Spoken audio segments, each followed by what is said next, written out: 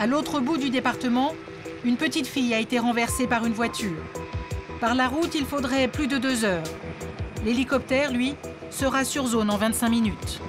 Il faut rapatrier l'enfant au service pédiatrique de Nancy. Au déchocage de l'hôpital de Briey, c'est la panique. La maman tente de rassurer sa fille. Ileda ne comprend pas le français, elle ne parle que le turc.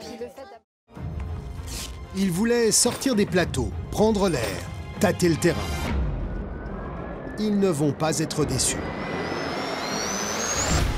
Carole Rousseau et Benjamin Castaldi partent à la rencontre d'hommes et de femmes ordinaires au métier extraordinaire.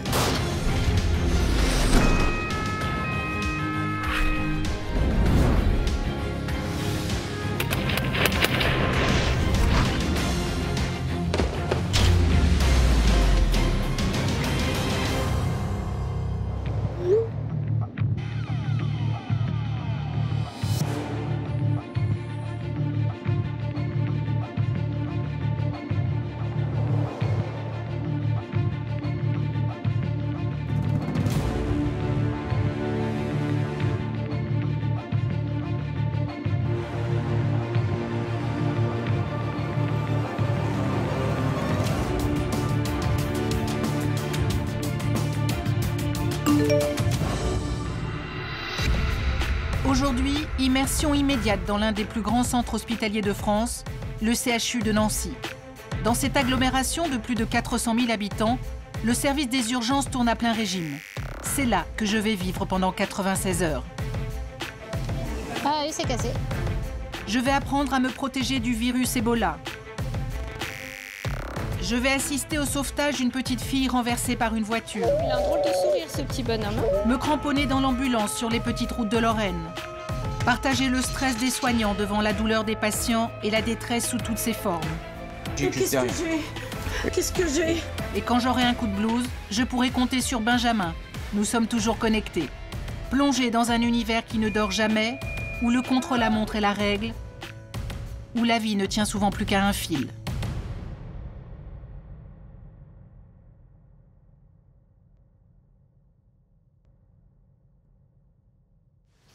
Parfaite. Je ferme juste la porte de mon bureau. Là, on risque pas de me demander un diagnostic ou un truc comme ça, hein, parce que vous verrez peut-être. J'ai laissé mes vêtements au vestiaire. Une demande du service que je découvre. Ici, défilent plus de 45 000 patients par an. Aux manettes, le docteur Lionel Nas, sous ses ordres, 250 personnes. Allô? Oui, bonjour, je suis médecin du SAMU. C'est une personne de quel âge qui a fait une chute? Mon séjour démarre en douceur par la salle de régulation, la tour de contrôle des urgences. Les pompiers sont en route et on envoie le médecin du SAMU, hein. Vous continuez. Quand vous composez le 15, c'est dans une salle comme celle-ci que vous arrivez. Ici, on reçoit 500 000 appels par an. Chaque coup de téléphone est traité avec la plus grande vigilance, car chaque seconde compte. Paradoxalement, on ne fait pas débuter les plus jeunes dans la régulation. Ils débutent d'abord dans le véhicule ou aux urgences et ensuite ils intègrent la partie régulation que lorsqu'ils ont une expérience suffisante. Il faut avoir quand même quelque chose de particulier. Il faut aimer un petit peu, effectivement, ce stress de l'urgence, mais comme cela est vrai pour les réanimateurs, les anesthésistes ou les cardiologues, des métiers où on effectue des gestes et où le temps compte un petit peu. Un petit peu, beaucoup. Le calme qui règne dans cette salle m'impressionne. Ces médecins confirmés peuvent faire face aux pires situations. Allô?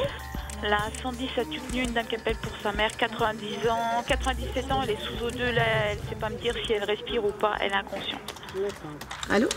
Oui? Oui, bonjour madame, je suis médecin du SAMU. Vous avez retrouvé votre maman comme ça ou elle a fait un malaise devant vous? Elle n'a rien fait du tout, je l'ai mis sur le siège, là, elle est allée aux toilettes, bien et tout. Puis elle m'a demandé de la recoucher, j'ai eu des difficultés à la remettre dans le lit. C'est une dame qui a des problèmes de santé ou pas? Oui, mais je pense que c'est pas la peine de la déplacer si elle est décédée, moi je la garde ici. Hein. Vous pensez qu'elle est décédée madame là? Ah, moi je pense que oui. Hein. Je mets l'oxygène mais ça va pas. Elle vous répond, elle vous serre la main? Non, pas du tout. Ok, les pompiers arrivent tout de suite. Hein. Oui, très bien, Voilà. merci. Au revoir. Au revoir. Donc là, de votre ordinateur, vous avez déjà... Quand vous Alors dites que- moi j'ai pris ma décision, donc j'ai cliqué sur le moyen que je veux qu'on engage et donc l'assistante de régulation est en train d'envoyer le moyen que j'ai choisi. Et vous avez choisi quoi? Une ambulance de pompiers là pour aller au plus rapide, avoir un bilan rapidement. Je vais la rappeler dans 2 minutes pour voir si la dame se réveille, si c'est un malaise grave ou si vraiment c'est un arrêt cardiaque. Parce que là, elle vous dit qu'elle est carrément décédée. Les gens ne savent pas toujours, des fois ça peut être un malaise, elle l'a levé donc ça peut être aussi une chute de tension et quand les gens perdent connaissance, c'est pas toujours facile de faire la part des choses. 2 minutes plus tard, le médecin rappelle. Il va falloir tout tenter jusqu'à l'arrivée des pompiers. Allô? Oui madame Sénat. Oui, Je suis madame médecin Guignard, oui. du SAMU. Donc votre maman, Oui. est-ce qu'elle a repris connaissance ou pas? Non, oui. Vous avez commencé à faire un massage cardiaque. Vous allez vous mettre à genoux à côté d'elle, vous allez mettre vos mains au milieu de sa poitrine et vous allez faire des compressions thoraciques. D'accord?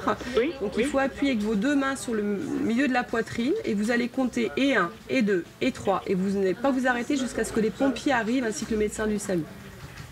Ah, D'accord? 2, 3. Un petit peu plus vite, madame. Continuez. Je ne rêve pas, je suis bien en train d'assister à un massage cardiaque à distance. Avec les 2 mains? Avec les 2 mains, vous mettez les 2 mains au milieu de la Alors poitrine. maintenant, au milieu? Vous tendez Je ne bien suis les pas coudes sûre dans une telle situation que je réagirais avec le même sang-froid. Oui, d'accord, D'accord. merci. Voilà, à tout de suite, madame. Les secours Oui, sont partis. merci. Au revoir. Donc effectivement, on part plutôt sur un arrêt cardiaque. Donc là, on va initier la réanimation par téléphone. Il n'y a pas de tirage, il n'y a pas de signe de détresse respiratoire aiguë. T'as pas besoin de mettre du PNI pour le moment. Non, pas pour l'instant, pas de PNI. Il a...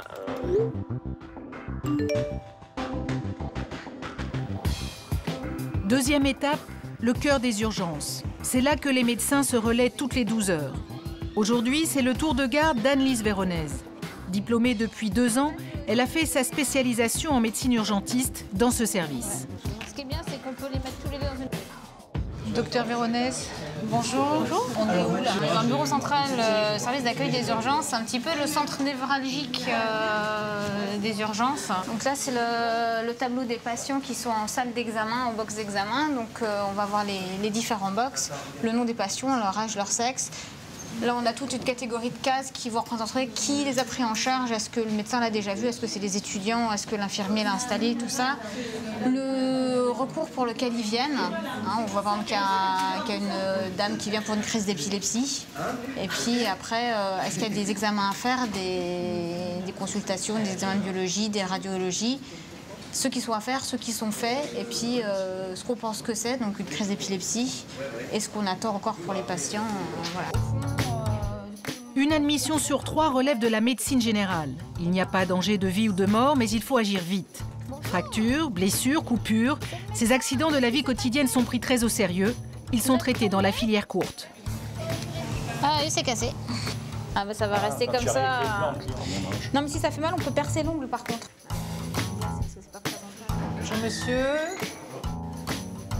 Moi qui m'évanouis à la simple vue d'une aiguille, je ne suis pas sûre d'avoir fait le bon choix. Alors, mission accomplie. Il y a 38 médecins aux urgences de Nancy. La moitié sont des femmes. À 29 ans, Anne-Lise compte parmi les plus jeunes. Je pense que quand on est comme moi, une femme, d'autant plus jeune, avec un physique pas très imposant, et qu'on a des patients un peu difficiles, qui peuvent être violents, alcoolisés, il faut pouvoir essayer de s'imposer parce que sinon on se fait manger. Les urgences, on en entend assez parler, c'est un lieu où il y a quand même beaucoup de violence. On a des patients, les patients alcoolisés qui peuvent être violents. Il y a les patients très âgés qui sont déments, qui peuvent aussi apporter une autre forme de violence, même s'ils ne sont pas, physiquement, sont pas responsables de ce qu'ils font, ils ne s'en rendent pas compte. Le problème, c'est qu'au moindre malaise, les maisons de retraite s'en remettent au SAMU. Madame, on va devoir vous faire un soin, ça va pas. On va devoir vous faire un soin, madame, ça va pas être très agréable. Il faut qu'on pose une sonde urinaire parce que vous avez une infection quelque part. Cette vieille dame, qui souffre de fièvre, n'a plus toute sa tête. Est-ce que vous savez où on est ici? Où est-ce qu'on est ici, vous savez? Est-ce que vous savez où on est ici? Comment vous vous appelé? Samedi. Samedi? J'ai mal à la main déjà. Voilà, laissez-vous faire, madame, d'accord? Ça suffit. C'est du savon, madame. Ça fait pas mal. L'acte est indolore, mais la vieille dame ne comprend pas ce qu'on lui fait. Elle se braque. C'est une salope. Qu'est-ce qu'ils en ont fait? Ça y est, c'est terminé, madame. C'est fini. C'est pour les martyriser. On n'est pas pour toi, Où est-ce que vous avez mal? Un couteau, je vais me tuer. Voilà, j'ai peur. Les personnes âgées, c'est un peu notre pain quotidien, quoi. C'est les patients qu'on a le plus. La population vieillit, parce que c'est des gens qui sont très fragiles et qui peuvent décompenser très très vite sur une pathologie. En plus clair, leur état peut s'aggraver très Ça rapidement. va mieux? Ça fait du mal. Moi, je sais bien, vous embêtez. Hein. Mais c'est pour vous soigner. Hein? Tu peux pas les flatter. Elles sont trop méchantes. Elles sont trop méchantes. Quand c'est pour votre bien.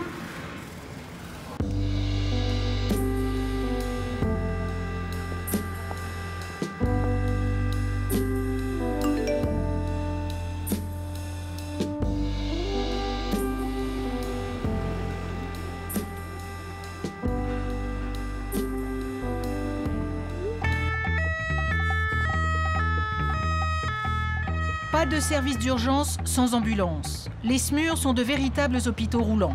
À leur bord, un ambulancier, un médecin, un infirmier et un interne.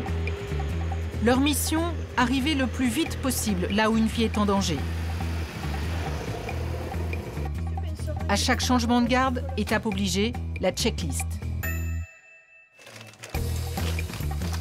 En intervention, l'équipe peut être confrontée à des patients en proie à des douleurs insoutenables. Dans ce cas, on a un frigidaire et un coffre à stupéfiants. Voilà. On en a quelques-uns qui sont connus, d'autres moins. kétamine, morphine, des drogues très puissantes, indispensables pour les traumatismes les plus graves. Gyrophare, sirène, carburant, le véhicule de l'ambulancier doit être prêt à bondir. Les soignants, eux, vérifient leur principal outil, le défibrillateur électrocardioscope, vital pour connaître l'activité du cœur et le relancer si besoin. Voilà, c'est un peu fastidieux, mais bon, après, c'est vraiment, c'est le premier truc qu'on fait en arrivant. Après, c'est vraiment quand on a le temps, parce que des fois on arrive, ça sonne. Et cette rigueur, elle est propre à chaque équipe, et tout le monde fait ça hyper consciencieusement. Ah, il vaut mieux, ouais, parce que si on arrive sur une intervention et qu'il nous manque quelque chose d'important, on va dire, ça peut nous poser des problèmes. On sent que vous parlez beaucoup tous, les uns les autres. On se connaît déjà depuis longtemps, et puis c'est important, la cohésion entre équipiers, c'est très très important. Ouais. On a tous besoin les uns des autres, hein. On est complémentaires dans notre... Alors là, vous êtes en pleine réparation. Imaginons que ça sonne, là, que vous soyez appelé. Qu'est-ce que vous finissez pas? Vous partez tout de suite? Voilà. On range tout du mieux possible. L'infirmière termine de ranger et puis on part directement. De fermer le coffre. Oui. D'ailleurs, nous partons tout de suite. Une femme vient de faire un malaise. Où est-ce qu'on va?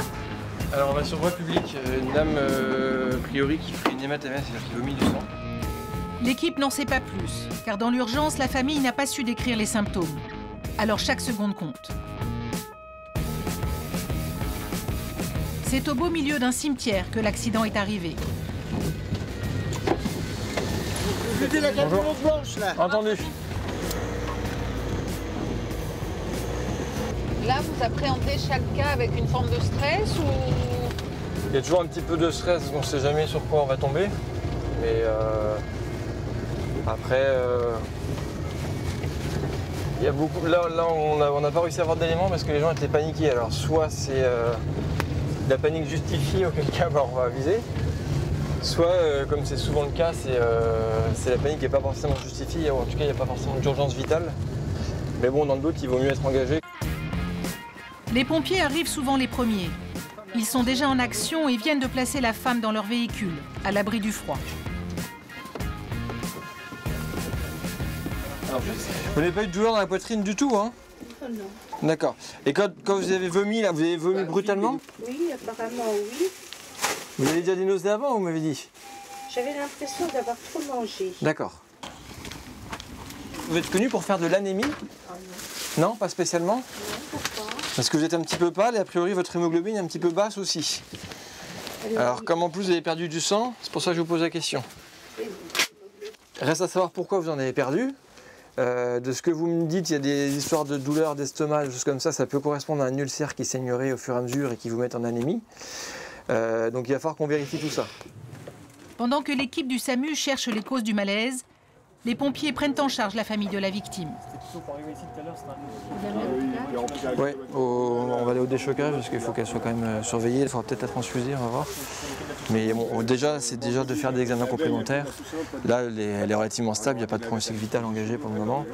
Donc s'il faut quand même une surveillance assez rapprochée, mais on va faire tout ça à l'hôpital au déchocage.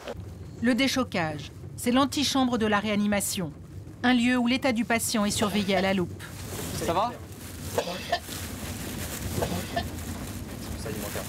Là, ça fait plus alimentaire, ouais. On va le tester, ça ou pas?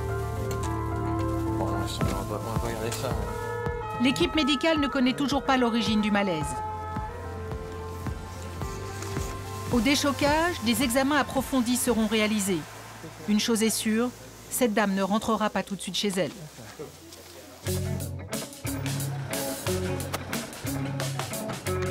En début de soirée, c'est l'heure de pointe.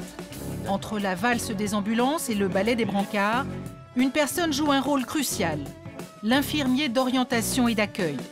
Dans le jargon, on l'appelle le trieur. Ce soir, c'est Cédric Scherer. Il rencontre chaque patient et les classe par ordre de gravité. Alors, ça va aller? Non, attends. Voilà, c'est ça. Ouais, vas-y avec le pied. Hein. Ça va aller? Ouais, merci. Alors, monsieur Astor, qu'est-ce qui se passe? Vous évaluez votre douleur à combien? Vous savez que je sache à peu près combien vous avez mal. Habituellement, je prends un dans les bras. Ah bah écoutez, monsieur, je vais vous en donner un. Il n'y a pas de problème. Hein, je vais vous chercher ça. D'accord? Je reviens. Hein. Bonsoir. Alors. Les urgences enregistrent en moyenne 120 entrées par jour et plus de 160 en hiver. Les cas les plus graves où la vie est en jeu sont traités dans les 3 minutes. Mais les patients valides qui viennent pour un acte de médecine générale peuvent attendre plusieurs heures. Surtout en soirée, quand les autres praticiens ont fermé boutique. Pardon, excuse-moi. Bonsoir, monsieur. Bonsoir. Alors, qu'est-ce qui s'est passé, monsieur? Vous êtes tombé dans les escaliers? Oui, exact. Vous n'avez pas perdu connaissance, monsieur? Pas du tout. Pas du tout, d'accord. Vous arrivez à bouger un petit peu les orteils? D'accord. Pas de souci, ça vous fait pas de douleur particulière? Non. D'accord, hein, je touche, ils sont bien. Au niveau de la douleur, actuellement, vous en êtes où? Très supportable. D'accord, très supportable. Vous voulez pas de médicaments contre la douleur? Parfait, monsieur. Je vais vous laisser ça. C'est ça qui fait aussi que vous avez pas mal. Ici, pas d'urgence vitale. Cédric décide de garder ce monsieur sous surveillance dans le sas d'accueil. L'objectif, pour moi, c'est trier les gens, c'est-à-dire prioriser les gens qui doivent passer tout de suite et les gens qui peuvent attendre. Ça, c'est mon boulot. Moi, en fait, j'évalue rapidement la situation et je vois s'il faut les installer tout de suite ou si on peut un petit peu temporiser. Il y a quand même pas mal de gens où c'est une urgence ressentie, c'est pas une vraie urgence pour nous du point de vue médical. Monsieur, ouais, je vous mets. Je fais un petit coussin avec un petit drap. Allez-y. Je voulais juste savoir, monsieur Kern, au niveau de la douleur maintenant, actuellement, tout de suite, on en est où? Allez-y, serrez-moi fort les mains. Fort, fort, fort les mains. D'accord, ok. Ok, ok, c'est bon, madame, parfait. Pas de douleur, hein, madame, on est bien d'accord, vous n'avez pas mal à la tête, hein? Non, pas à la D'accord. Ce que je redoute, c'est de passer à côté de quelque chose, c'est-à-dire pas détecter qu'un patient va se dégrader rapidement et me dire il peut attendre, et puis que la personne se dégrade, que je le loupe, parce qu'il y a certains diagnostics, ça peut être du digestif, ça peut être du cardiaque, alors de me dire il a un peu mal au ventre, et qu'en fait ça soit un problème cardiaque, et qu'il fasse un arrêt cardiaque et qu'il décède ici, sans qu'on l'ait vu. Et puis aux urgences, il y a aussi la clientèle du samedi soir. Qu'est-ce que vous faites là, monsieur? On va souffler un petit coup dans la machine? Ah, je suis compris. Oui, non, mais ça, c'est pas grave. C'est des choses qui arrivent, je vous ai dit. Je suis bourré, mais je peux rentrer chez moi. Oui, non, mais là, je veux juste savoir votre taux, en fait. D'accord? Allez-y, soufflez. La police a retrouvé cet homme inerte sur un trottoir. Non. Ah, il faudrait souffler un peu plus longtemps. C'est pas possible.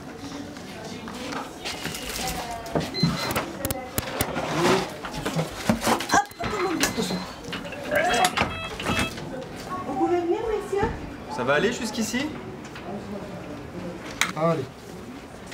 Allez, monsieur. Ça va aller, monsieur Masson. C'est pas la tête. Non, c'est pas pour moi. Attendez. C'est pour les jeunes à venir. Voilà, monsieur. Allez.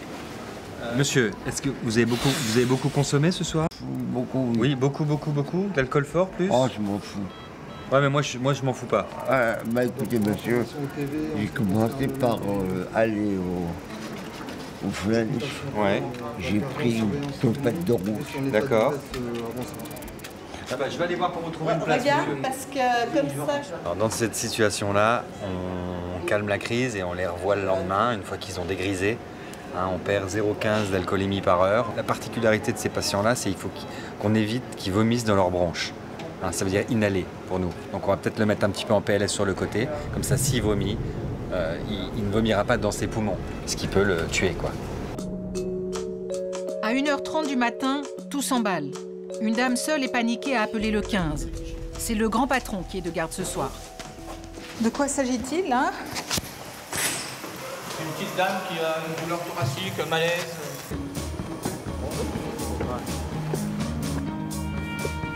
Je me cramponne, ça secoue fort. L'ambulancier connaît par cœur le moindre nid de poule de son département. Les limitations de vitesse, en revanche, ne sont pas son souci. Je vais faire comme si je n'avais pas peur.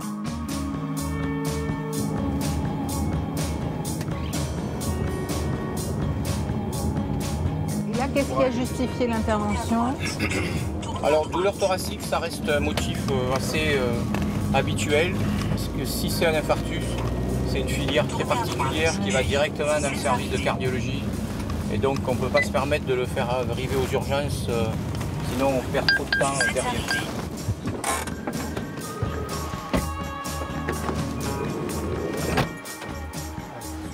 Nous sommes sur les lieux en moins de 20 minutes. La vieille dame est étendue sur son canapé. C'est elle-même qui a donné l'alerte. Bonjour, ça va madame? On va s'occuper de vous, d'accord? Rassurez-vous madame, d'accord? Montrez-moi où vous avez mal exactement. Là. Au milieu? Ah oui. C'est comme si on enfonçait une aiguille là? Ou si Non, ça pas sert une en aiguille. entier? Comme si c'était un point qu'on enfonçait, c'est lourd. D'accord. Vous avez mal ailleurs que là? Non. Dans le cou, dans la mâchoire? Non. Pas du tout. D'accord. C'est la première fois que vous avez une douleur comme ça? Ça fait 8 jours. Que vous avez mal. Et depuis 8 jours, c'est tout le temps que vous avez mal ou ça va, ça vient? J'avais pas mal. J'ai été jouer à la pétanque. D'accord. Après avoir vérifié qu'elle était bien consciente, après avoir pris la tension artérielle, l'équipe cherche du côté du cœur. Bougez pas, respirez tranquillement, on va faire un électrocardiogramme. Respirez tranquillement, ne parlez pas.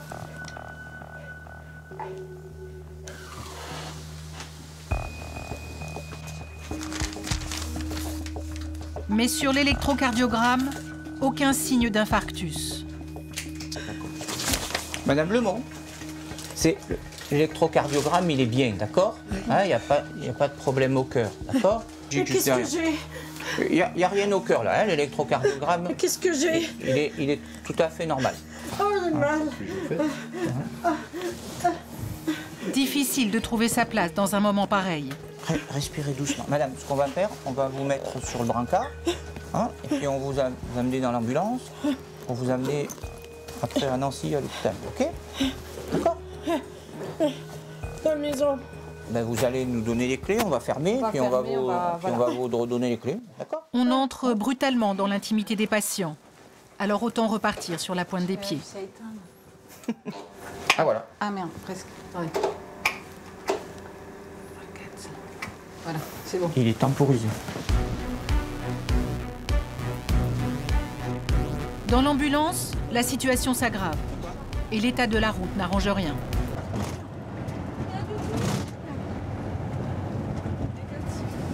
C'est moi qui vais vomir.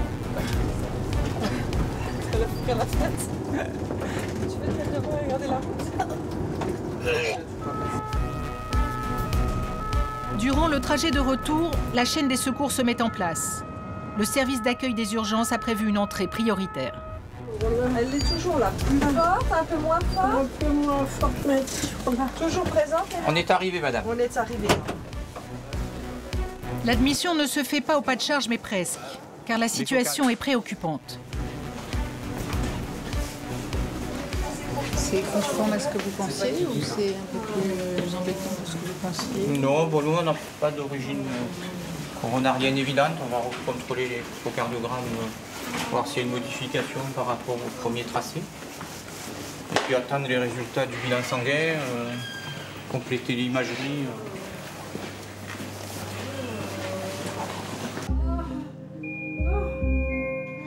Au déchocage, l'équipe s'affaire. De nouveaux tests sont pratiqués. L'état de la patiente empire.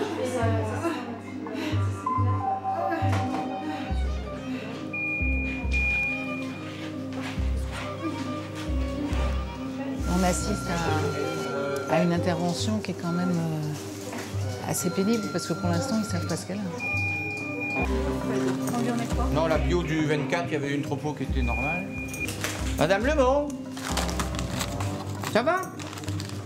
Regardez-moi un petit peu. Madame Lemont, ouvrez les yeux. Voilà.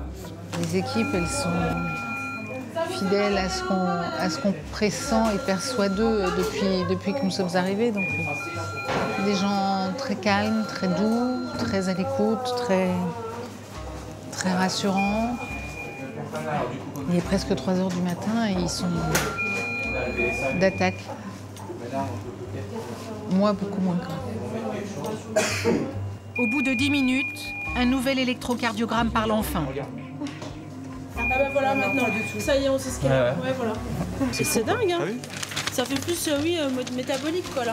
Ah bah, t'as une onde qui est pointue. Ouais, c'est ça. Elle a une onde de Pardieu. Elle a une onde de Pardieu magnifique. Alors là, tu la retiens parce que c'est vraiment une belle onde de Pardieu. Ça y est, vous avez un diagnostic? Oui, bah, elle a complètement modifié son tracé. Et donc, elle a un tableau de nécrose myocardique. Donc, vous appelez la cardiologie? Oui, on va se réorienter vers la cardio. En clair, une coronaire, une artère qui arrive au cœur est en train de se boucher. J'assiste à un infarctus du myocarde en temps réel. Vous diriez qu'elle a eu très chaud? Avec initialement... Oui, parce que la même chose à la maison non surveillée, ça peut poser des soucis. Donc, bon, elle a une nécrose qui a l'air évolutive, donc tout n'est pas encore réglé là. Il va falloir aller faire un geste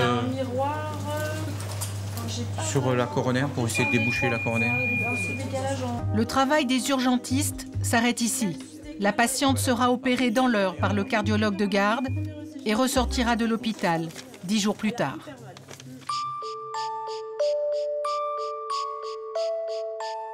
La nuit n'est pas terminée. En attendant le prochain appel d'urgence, je partage une pause avec l'équipe de garde. Et je retrouve Géraldine, celle qui a déclenché le massage cardiaque par téléphone ce matin. Qu'est-ce que vous craignez de plus quand vous sortez en intervention comme ça? Moi, en tant que conducteur ambulancier, la première crainte que j'ai, c'est de ne pas trouver l'adresse. Après, le stress pour l'équipe médicale, c'est de se retrouver en difficulté par rapport à ses connaissances et se dire est-ce que je sais prendre en charge telle ou telle pathologie. Je pense que c'est une philosophie de vie, moi, cette profession, parce qu'on est dentiste tout le temps, avec ou sans les bottes. Ouais. Après, ça aide aussi à relativiser beaucoup, je trouve, quand même, les choses dans la vie de tous les jours. Puis j'imagine qu'il y a des cas qui vous restent en tête à vie, non? Oui. Je pense que c'est bien que ça reste pour certaines choses, parce que, encore une fois, quelqu'un qui est complètement détaché des choses, ça ne sera pas un bon médecin ou un bon soignant. À ce moment-là, on mettrait un robot et puis on s'affranchirait de ces problèmes-là. Après, à l'inverse, celui qui ne dort plus toutes les nuits parce qu'il cauchemarde sur telle situation, il faut qu'il arrête.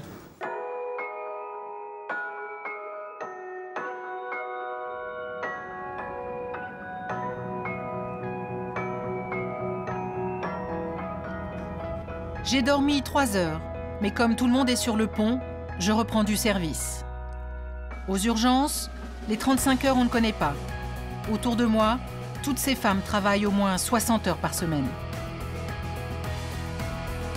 Il faut finir pour lundi, mardi, je bosse aujourd'hui, je fais dimanche 24 heures. 96 heures cette semaine. Ça fait 24, repos 24. Mais c'est pas tout le temps comme ça. C'est pas tout le temps comme ça, mais là, avec les congés, c'est comme ça. Et donc la petite pause en cours de journée, elle est indispensable. Indispensable. Le café est indispensable. Ouais, et puis là ça va parce qu'il n'y a pas encore trop d'attente, donc il n'y a pas de...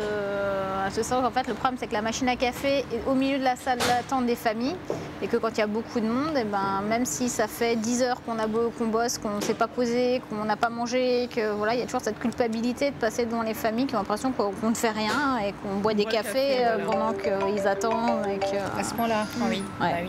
Genre, oui, allô? Écoutez, là, je suis de garde aux urgences. Est-ce que je peux vous rappeler dans 10 minutes, madame? Voilà, je vous remercie, au revoir.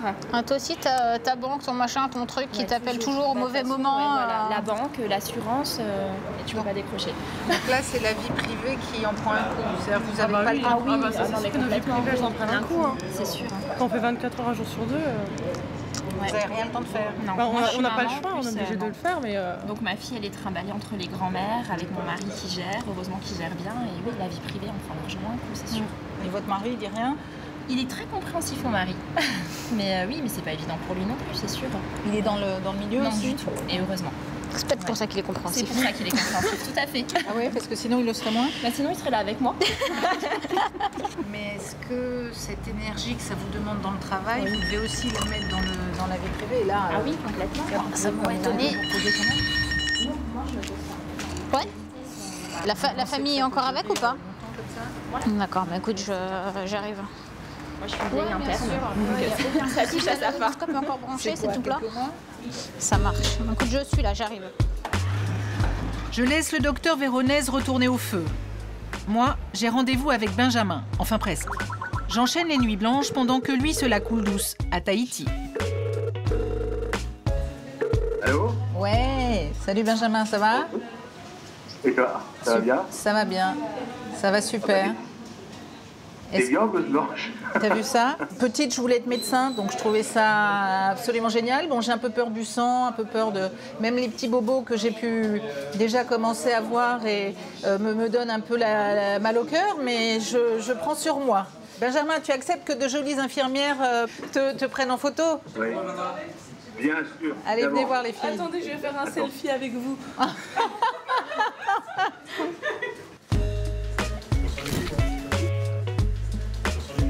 J'imagine qu'aux urgences, on est face à des situations compliquées. Qu'est-ce qui était le plus difficile pour vous? Le plus difficile, c'est quand tu te retrouves avec le médecin à arriver sur un appel d'urgence, justement, où tu débarques dans des familles. Les gens ne comprennent pas forcément ce que tu fais là, c'est ni tout à fait le moment de les déranger, ni rien. Tu vois des gens qui sont en situation de détresse absolue, donc oui, ça c'est difficile, ne serait-ce que par pudeur. Tu n'as pas envie de perturber le travail des équipes, donc voilà, tu te fais petite souris dans ta blouse blanche, mais voilà. Je suppose que dans les urgences, quand il faut se rendre rapidement quelque part, on roule vite.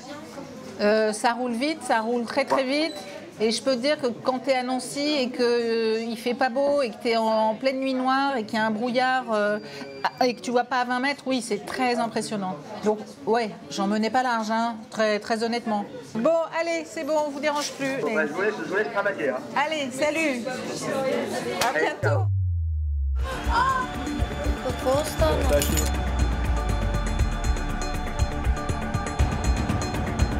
Il a un drôle de sourire, ce petit bonhomme.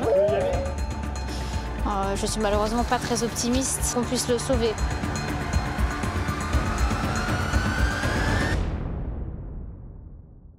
Dans les plus grands CHU de France, l'alerte Ebola a été lancée. Évidemment, c'est tombé pendant ma semaine d'immersion. Je vais donc apprendre à me protéger du virus, comme tout le personnel médical. Aides-soignants, infirmiers, médecins, ils doivent savoir accueillir et soigner un malade sans se contaminer. Se protéger de liquide biologique, c'est se protéger de quel liquide? Donc de tout liquide biologique qu'on peut excréter. Donc le sang, les selles, la sueur, le sperme, les urines. Donc on retient en S, comme ça. S comme urine. S comme urine. Ok, c'est pas mal pour les enfants, c'est un bon moyen mémotechnique. Donc c'est la règle des 5 S en fait. Voilà. Tous les vêtements sont à usage unique. Chaussures, surchaussures, double paire de gants. Ah, ils sont couleur peau, c'est joli. Mais aussi combinaisons à glissière spéciale et les masques.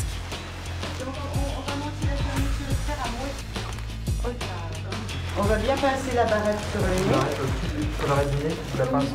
Pour vérifier si le masque est bien étanche, on va appuyer sur le nez et on va inspirer fortement. Si le masque se colle au visage, c'est qu'il est bien étanche. On inspire. Voilà, très bien. Mais je ne vais pas pouvoir tenir plus longtemps comme ça, à moins de faire un malaise vagal, moi, hein, je vous annonce. Hein. Alors on met la capuche maintenant et on monte jusqu'en haut. Le protocole est ultra contraignant. Ebola provoque une fièvre hémorragique. Le virus est mortel dans près d'1 cas sur 2. Vous voyez, là il y a de la peau. Voilà, tout à fait. Donc le binôme va s'occuper de bien réajuster, de façon aussi à ce que la personne voie clair. Hein. Voilà, là c'est tout à fait bien, il n'y a plus de peau visible.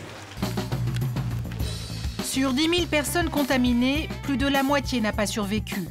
Et il n'existe toujours pas de traitement homologué. Nous sommes opérationnels. Je n'entends rien, je ne sens rien. Je me demande comment dans un tel scaphandre, on peut encore soigner des gens. Vous pouvez parler un petit peu plus fort parce qu'on n'entend juste rien, quoi. Je vous emmène où est notre patient. D'accord. Si en France, le risque d'épidémie est faible, la probabilité de prendre en charge un patient contaminé est-elle très élevée? Là, nous sommes au sas d'urgence. Donc au sas d'urgence, c'est un transit. Donc le patient, c'est pourquoi il a le masque. C'est pour être rapatrié aux maladies infectieuses au secteur P3. Elle a l'air mal en point, la petite dame. Hein. C'est ça. Le risque, ça fait partie de votre métier. Hein.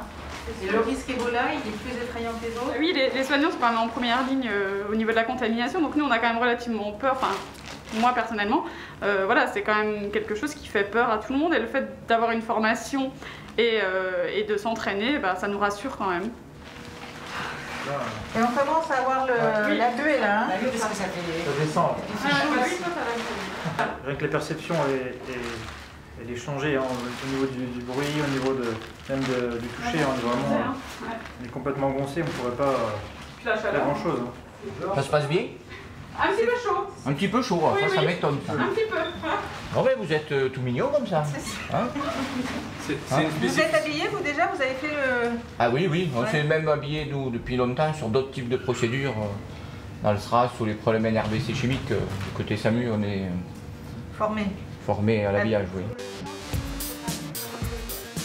Cela fait 1 heure que je mijote dans ma combinaison d'astronaute. Je n'ai qu'une envie, m'en débarrasser. Mais le déshabillage est extrêmement dangereux. Un simple contact avec l'extérieur de ma tenue et je risque la contamination. Il faut toujours s'équiper et se déshabiller à 2. Parce que là, moi, j'ai déjà touché, donc j'ai fait une... Il faut tirer... Ah oui, mais vous avez... Non, on va recommencer. En jusqu'en bas, maximum. C'est la Charlotte. Oh, sorry. Et... 2 pressions. Les avant-bras. Pendant que j'apprends à me battre contre Ebola, les équipes, elles, ne chôment pas. Hélène Vigneron est la doyenne des infirmières de l'hôpital. Elle forme avec le docteur et le pilote l'équipe d'intervention héliportée du SAMU de Lorraine. À l'autre bout du département, une petite fille a été renversée par une voiture. Par la route, il faudrait plus de 2 heures. L'hélicoptère, lui, sera sur zone en 25 minutes. La petite a été prise en charge par l'hôpital de Briey, dans le nord du département. Mais le scanner vient de tomber en panne. Impossible de connaître l'étendue des dégâts. Il faut rapatrier l'enfant au service pédiatrique de Nancy. Au déchocage de l'hôpital de Briey, c'est la panique. La maman tente de rassurer sa fille. Ileda ne comprend pas le français, elle ne parle que le turc. Le fait d'avoir le bras tendu, ils n'aiment pas. Dites-lui que je vais l'accompagner, d'accord? Avec moi, d'accord? C'est une voiture qui l'a renversée. Elle a été projetée à 4-5 mètres. C'est ça qui me fait peur. L'infirmière prépare la mère à la séparation. Vous voyez, dès qu'elle vous voit moins, elle a moins tendance à vouloir pleurer. Voilà, regarde. Voilà. T'as vu? Regarde. Il a un drôle de sourire, ce petit bonhomme. On peut y aller? Hélène Vigneron est infirmière urgentiste depuis plus de 30 ans. Elle sait parler aux enfants malgré la barrière de la langue. Coucou Rita. Bon alors ma petite puce, qu'est-ce qui t'est arrivé? Tu comprends pas ce que je te dis, hein? Mais c'est pas grave. On va se promener, d'accord? Et je reste avec toi, d'accord? Coucou mademoiselle. C'est bon, tu peux y aller. Voilà. Tu me l'as pris? En moins de 10 minutes, la petite est embarquée dans l'hélicoptère. Malgré le vacarme, l'enfant ne crie plus. Pour la calmer, l'infirmière lui montre un petit dessin animé sur son téléphone. Ça lui a permis de la détendre un petit peu. Et là, il est en train d'observer, de regarder un petit peu son entourage sans être vraiment inquiète. Elle me tient la main et manifeste plus d'inquiétude ni de douleur par rapport à la séparation de sa maman qui, on a pu voir tout à l'heure, était difficile. Arrivé à Nancy, direction les urgences pédiatriques pour une batterie de tests. Oui, je suis là. Je suis avec toi. Bon oui, c'est sûr. Puis on peut pas trop te dire en plus. Pour s'assurer qu'il n'y a rien de grave, la petite restera 48 heures sous haute surveillance. C'est rigolo quand même. Ouais. Non, c'est pas moi, tu vois. Mais c'est joli comme tout ça. Iléda ressortira de l'hôpital sonnée, mais indemne.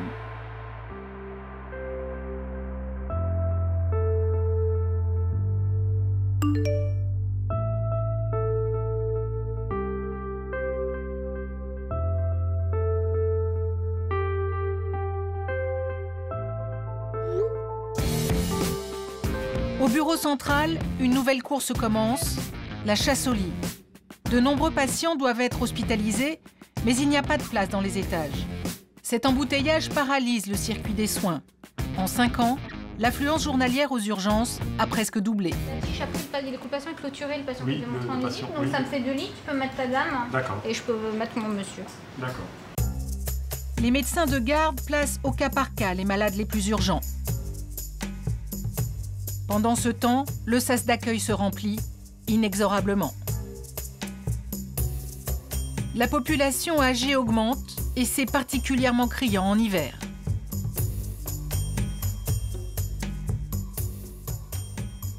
C'est indifférencié. Qu'est-ce qui se passe là? L'état des lits en fait. L'état des lits à 20h sur l'hôpital. Alors, gériatrie? Non, Tu il n'y a restes rien. Rien, gériatrie. Maladie empirienne. T'as pas de vue sur le lit dans le créneau? Ah bah il y a des lits en pneumo. Oui. C'est déterminant pour la nuit, là, ce qui se passe? Oui, en fait, ça détermine les lits qui sont disponibles pour le service des urgences sur toute la nuit. Et on refait un tour des lits à 4h du matin, avec s'il y a eu des évolutions ou des involutions. Parfois, il y a des décès dans les services, donc on apprend les décès et du coup, ça nous libère des lits. Alors concrètement, c'est quoi les conséquences pour vous dans votre service? Nous, ça nous donne déjà un peu une idée des lits qu'on a, s'il y a des possibilités d'hospitalisation derrière. Là, moi, j'ai 2 patients qui ont plus de 75 ans, qui sont là depuis 7 heures de temps. Ils ont déjà passé 7 heures sur un brancard. Et ils auraient dû être hospitalisés plus tôt, mais pour l'instant, il n'y a pas de solution d'hospitalisation. Après, l'idéal, ça aurait été de la gériatrie. C'est pour ça que c'était la première question, est-ce qu'il y a des lits de gériatrie? Parce que ça, c'est notre mine d'or du CHU, les lits de gériatrie. Mais voilà, pour l'instant, il n'y a pas grand-chose comme lit d'hospitalisation de médecine. Donc bon, on va essayer de faire avec, mais bon, on a 40 patients aux urgences, il y en a un certain nombre hospitalisés là, donc il est probable que demain matin, il nous en reste, qu'il y ait des gens qui dorment aux urgences cette nuit. Quoi. Sur leur brancard. Sur leur brancard. Cette pénurie de lits est un casse-tête et un gros facteur de stress pour les équipes. Ça ressemble un peu au principe des chaises musicales, quoi. C'est une chaise musicale orientée, parce que chaise musicale, j'ai un peu l'impression dans le jeu, enfin de ce que je connais, que c'est un peu au hasard, on tombe sur une chaise libre, on a de la chance. Là, on essaie quand même de caser ceux qui sont prioritaires pour l'hospitalisation. Parfois, les patients font irruption, menottes au poignet. Madame, s'il vous plaît. Comment vous faites ça, Cathy? Cassandra, comment? Pour éviter de prendre des coups le temps qu'elle a Comment, agité, Cassandra? en fait. Tu la mettre en sécurité Comment? elle-même. Et la mettre en sécurité.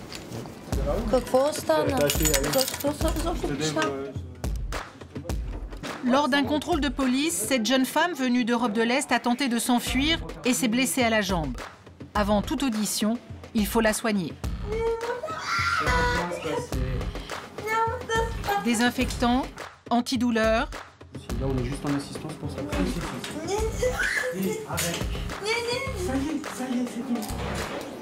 10 minutes et 5 points de suture plus tard, elle prend le chemin du commissariat sous bonne escorte.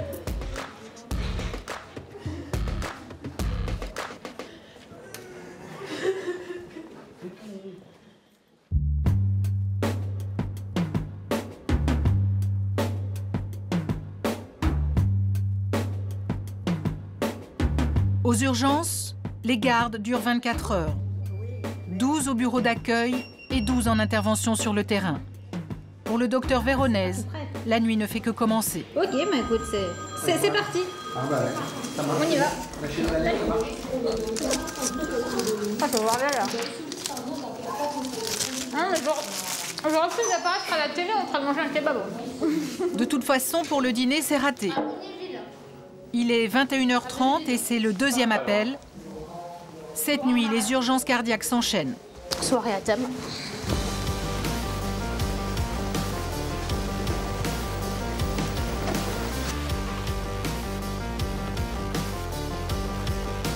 Bon, bah j'aurais jamais fini de manger ce kebab. C'est la malédiction du kebab. La famille d'un agriculteur a donné l'alerte. Quand la nuit est tombée, le vieil homme n'était toujours pas rentré de son champ. Alors on va sur un arrêt cardio-respiratoire, donc un monsieur qui a été retrouvé à côté de son tracteur, inanimé.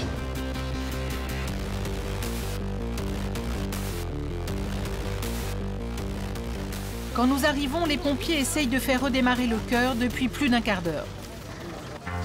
Ils peuvent encore espérer relancer la machine pendant une petite demi-heure, à condition d'intervenir le plus vite possible après le malaise. Seul problème, on ne sait pas combien de temps l'homme est resté inconscient avant l'arrivée des pompiers. Il faut préparer l'épouse de la victime au pire. Bonjour, je suis le médecin du SAMU. Vous êtes... Je suis sa femme. Sa femme. Donc, faut que je vous parle un petit peu de votre mari. Il a des problèmes de santé, des problèmes du cœur, du diabète. Il a juste un ulcère d'estomac. D'accord. Le souci, c'est donc qu'il a été retrouvé en arrêt cardio-respiratoire. Hein. Ça veut dire que son cœur s'est arrêté. Je ne sais absolument pas vous dire à l'heure actuelle pourquoi. Là, on est en train de tenter de le réanimer. Hein, mais vu les délais, au moment où ça s'est passé, le moment où les pompiers ont commencé à réanimer, je suis malheureusement pas très optimiste qu'on puisse le sauver.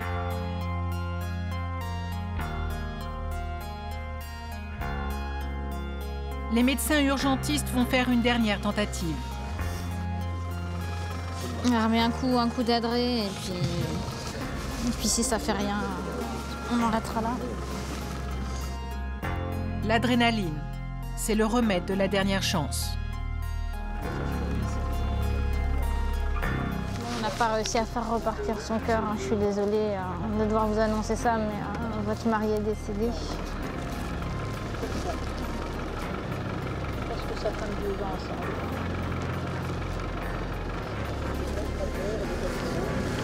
La question, c'est de savoir si autopsie ou pas autopsie, quoi. Il n'y a pas de trace sur le corps, il n'a pas de problème de santé, donc faut voir conjointement avec l'officier de police judiciaire, la gendarmerie, si pour eux c'est une situation qui leur paraît suspecte, ou si, comme là, on part sur quelque chose qui a l'air quand même plutôt d'une mort naturelle, probablement un infarctus ou quelque chose comme ça. Après un nouvel examen du corps, le docteur conclura un infarctus. La mort est bien accidentelle.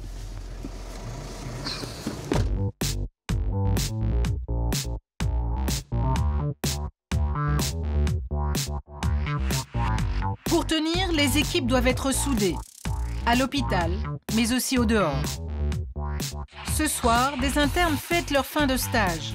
Ceux qui ne sont pas de garde ont tombé la blouse.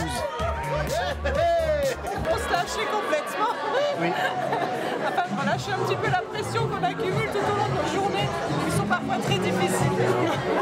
Mais là, on est vraiment nous, je pense. On est vraiment nous, on n'est pas soumis au stress des effectifs, on n'est pas soumis au stress des patients, on n'est pas soumis au stress du manque de lits. Là, on lâche la pression, c'est complètement nous. Notre quotidien, c'est quand même des choses qui sont tristes, comme la maladie, la souffrance, on a la misère sociale, la misère médicale, on a plein de choses. Et du coup, c'est sûr que de vivre ça au quotidien, on a besoin de décompenser le soin et puis d'essayer de prendre un peu de recul par rapport à ça. Décompresser ensemble pour ne pas décompenser quand on se retrouve seul. Ce soir, ils ont appliqué leur devise à la lettre.